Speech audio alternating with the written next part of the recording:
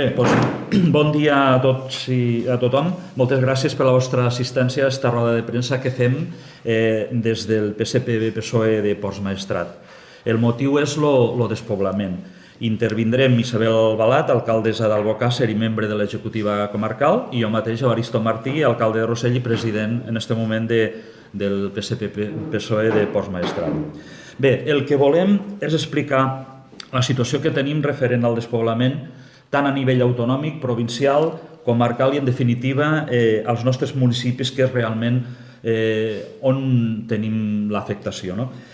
Faré un xicotet recorregut des de l'any aproximadament 2016, dels governs del Botànic presidits per Ximo Puig, per centrar el tema i després comentaré els objectius i reptes que este cap de setmana concretament vam aprovar al fòrum que vam celebrar a Bicorb sobre despoblament, com a full de ruta i a seguir i a gestionar. Quan parlem de despoblament, parlem de persones, parlem de món rural i sobretot parlem de buscar equilibris i sostenibilitat. El despoblament, com tothom sap, no és d'ara, ve de lluny.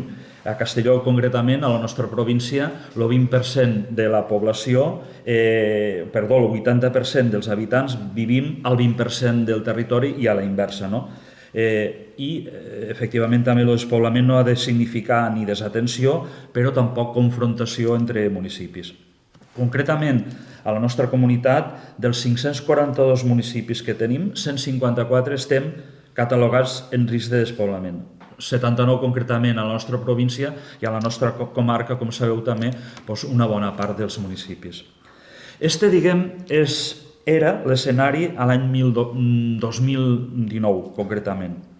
Un poc l'escenari de partida. La situació que teníem, en resum, era aquesta, no? Va estar el govern del Botànic governant 8 anys i el primer pas que es va fer va ser posar sobre el mapa, visibilitzar el tema de la despoblació. En segon lloc, i més ja en la segona legislatura, es va actuar, se van prendre mesures, és a dir, allò que diem sempre, el despoblament ens preocupa però també ens ocupa en diferents accions que vam emprendre. I ara pensem que en aquesta tercera part, al govern actual del PP li tocava consolidar i potenciar aquesta situació que pensem que no s'ha fet. Què es va fer des de 2019 a 2023? Sobretot, com deia abans, donar visibilitat a la situació. El despoblament és un problema, efectivament, però no hem de parlar de manera pejorativa també. Se va crear la Direcció General d'Antidespoblament, ubicada concretament a Castelló, que jo crec que va ser tot un gest per part del president Ximo Puig, ja parlem també de descentralització, no centrar-ho tot a València. I què fèiem? Vam començar coordinant entre totes les conselleries, perquè el tema de la despoblació també és transversalitat, és estar tots ben units. Se va crear el Fons de Cooperació Municipal en recursos, que no eren finalistes, i això anava molt bé per a tots els ajuntaments.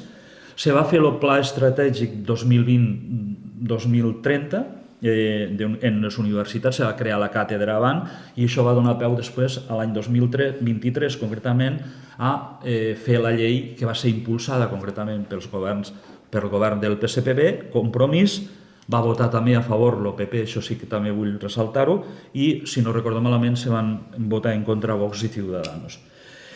Se va fer també un pla contra l'exclusió financera, el famós pla dels caixers, un conveni amb la Federació Valenciana de Municipis i Províncies en la creació d'una oficina contra el despoblament, el projecte d'ADLs al territori, que va impulsar també un bon treball que se va fer en aquest sentit, el conveni en l'Institut Valencià de Finances, interessos zero per als préstecs als emprenedors, els punts nets avant, el tema d'autocaravanes que tenim a molts de municipis i que també donen en el tema de turisme un bon impuls, la Ruta 99, que eren els 24 pobles de la comunitat de menys de 100 habitants, també se'ls va posar al mapa, se'ls va donar visibilitat, el programa Reviu, que era un programa important d'acollida de nouvinguts, que també propiciava que als municipis xicotets hi hagués més veïns i veïnes, el programa Itinerant, que era una ruta de serveis, la discriminació positiva, les avantatges d'IRPF i mesures fiscals i, sobretot,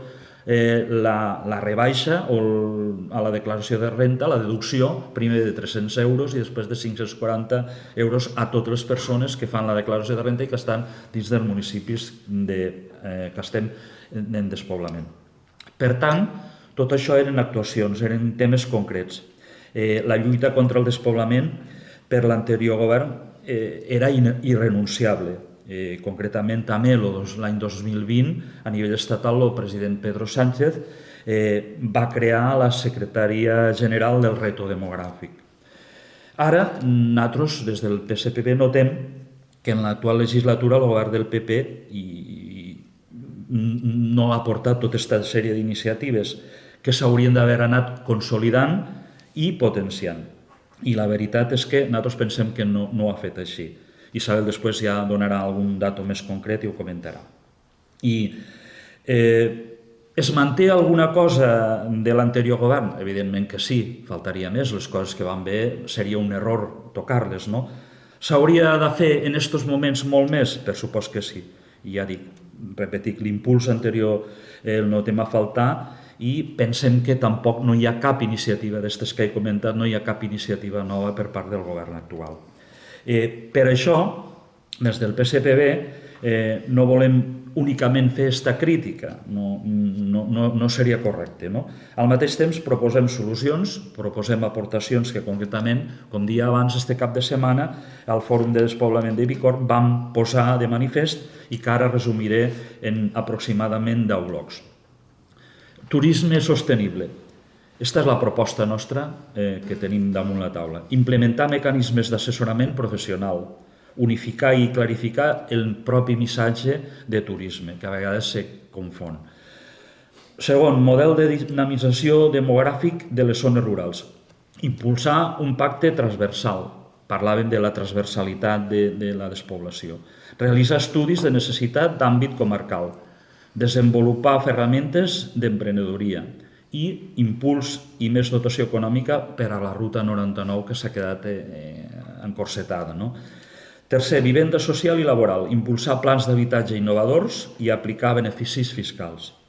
Quart, circumscripció administrativa comarcal i no provincial, revisar les funcions de les estructures supramunicipals perquè són importants i a vegades no se les utilitza tal com s'hauria d'utilitzar i concentrar esforços i recursos. Ser més eficients. Cinquè, serveis públics, garantia dels serveis. Blindar sobretot el fons de cooperació contra el despoblament perquè pensem que tots els municipis, tant d'un partit que governa com d'un altre, són sempre benvinguts i més perquè no són finalistes i cada ajuntament podem destinar-los al que creiem més convenient. És la majoria d'edat que sempre s'ha parlat dels ajuntaments. Implantar serveis públics i gratuïts de qualitat i propers, per exemple, justícia. Les infraestructures sanitàries i serveis socials són irrenunciables.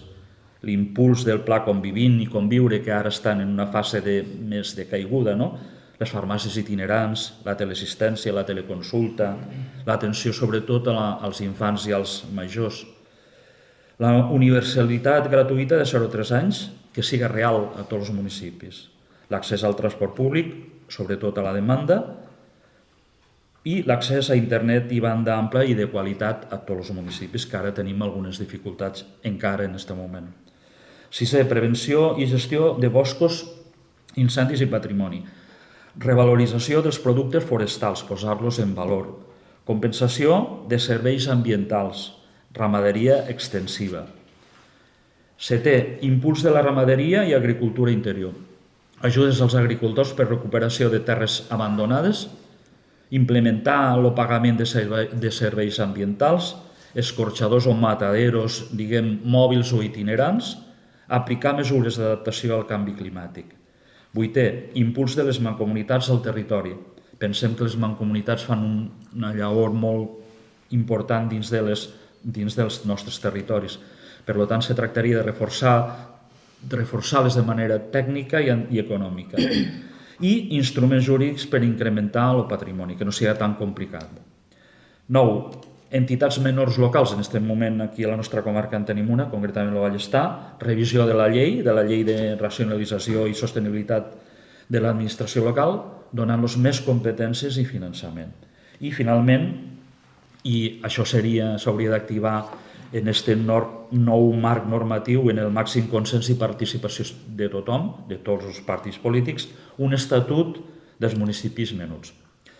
Per tant, aquesta és la nostra proposta, és la fulla de ruta, el que haguéssim portat a terme si haguéssim continuat en el govern del Botànic o en el govern de la Generalitat, el nostre projecte de continuïtat que vam iniciar en la legislatura anterior, com dia, i que, sens dubte, si estiguéssim governant a la Generalitat, el portaríem a terme. Així que no únicament fem una crítica del que s'està deixant de fer, de les mancances que hi ha en aquest moment, sinó que donem una alternativa i un projecte. Moltes gràcies. Ara us deixo en Isabel. Isabel Albalat, endavant. Molt bé, doncs molt bon dia a totes i tots. Gràcies per estar així en nosaltres. Gràcies, Evarist, per totes les teves paraules. Realment, tot el que has dit és exactament aixina. No és només una crítica que és necessària, sinó que, a més, aportem una sèrie de propostes que pensem que és el que realment necessita el nostre territori rural, ja que, igual tu com jo, venim de zones rurals i de zones que realment patim aquesta necessitat d'ajudes. Així estem avui per alçar la veu i per a defensar una realitat que massa sovint és ignorada per els governs de la dreta, és la dignitat i el futur del món rural. Està clar que quan el govern de la dreta, els pobles menuts, el món rural, està deixat de banda. Les polítiques conservadores mostren una vegada i una altra una falta alarmant de sensibilitat cap al territori, cap a les persones que vivim en municipis menuts i cap a les necessitats reals del món rural. Ells sempre aposten, les seues polítiques sempre aposten per centralitzar, per privatitzar moltes vegades i per donar-li importància als grans nuclis i a les grans ciutats. Allí acumulen inversions, infraestructures, serveis i projectes de futur i els pobles continuen patint les mancances bàsiques, que és el que fa que la gent decidisca viure a un poble, si té els serveis bàsics coberts. Com per exemple els consultores mèdics o l'atenció mínima, les escoles, com ha dit Evarist, la universalitat de 0 a 3 anys és molt important perquè la gent jove, si decidís viure a un municipi menut, necessita que algú pugui cuidar dels seus fills perquè ells puguen treballar, un llarg etcètera que dificulta que la gent puguem viure i treballar amb dignitat fora de les grans ciutats. Esta bretxa entre el món rural i l'urbà no sols és injusta, sinó que és insostenible i posa en perill el futur de centenars de municipis. Com ha dit molt bé Evarist, en el govern del Botànic i les polítiques que van començar en aquest moment contra la despoblació, es va iniciar una política de finançament innovadora amb la creació del Fons de Despoblació i el de Cooperació, com ell molt bé ha dit, en la càtedra Avant, i tot el que està al voltant d'aquest programa, que discriminaven positivament a favor dels municipis més xicotets. Aquesta iniciativa va suposar una evolució molt positiva per aconseguir la igualtat de serveis i oportunitats entre la ciutat i el món rural. Què va passar? Doncs que a 2023 tot això es va frenar de colp. No obstant això, aquesta evolució positiva s'ha frenat de manera preocupant des de la incorporació del Partit Popular i Vox al govern valencià a partir de 2023. No poden defensar allò en el que no creuen, la igualtat entre persones i municipis. Aquesta manca de compromís posa en risc els avanços aconseguits durant el Botànic, tots els projectes i totes les propostes que se van fer en el seu moment i que ara també se proposen realment estan en perill, i tot això fa que el futur dels pobles sigui un poquet negre, diríem. Si anem a mirar com a europeus que som la Carta Europea, l'article 9.5 de la Carta Europea de l'Autonomia Local diu que per a que les autoritats locals puguen exercir les seues competències hem de disposar d'uns sistemes de finançament suficient, diversos i amb autonomia per actuar. És un poc la reflexió que ha fet Evarist dient els fons incondicionats que va començar el Botànic i que realment als pobles ens van molt bé perquè, com molt bé ell ha dit, som ja majors d'edat i cada un té que destinar els fons a lo que realment el seu municipi necessita i no a lo que ens diguen des de València o des de les grans capitals.